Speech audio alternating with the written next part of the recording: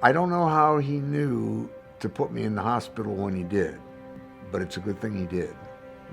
Because had they not caught it then, had it been allowed to go on a little bit more, I might not be sitting here today.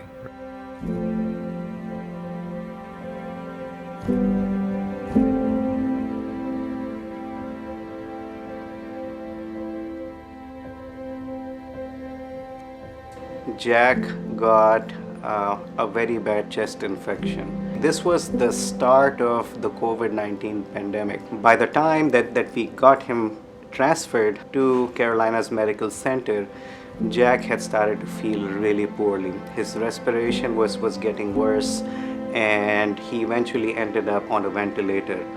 We diagnosed him with pneumonia, and I worked very closely with our critical care team in trying to identify how we can best treat him.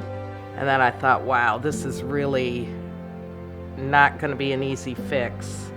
So he was in a very perilous situation, and at that time I had a very difficult conversation with his wife about the possibility that he may not make it.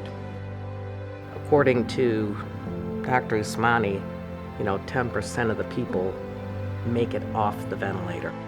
This was a time when all of us had to come together in a multidisciplinary fashion, engage our critical care physicians, our infectious disease physicians, our kidney specialist as well, because he was starting to develop multi-organ failure. So this was a very difficult situation.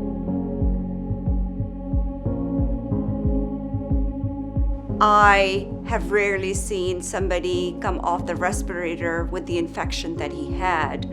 He was a trooper. He started to slowly recover. We were finally able to extubate him with critical care's help. There wasn't a day that went by that we didn't speak with one of the nurses, one of the doctors. They answered all our questions and all our concerns, and they were phenomenal. I always approach a patient, if it was my father, if it was my mother, how would I like to be treated? Especially in the COVID pandemic era, also care for the family because they can't see their loved ones. And I think it's a huge privilege and immense responsibility to be in that position. The bottom line is we are in this together. We are a team collectively, and we have the same common goal.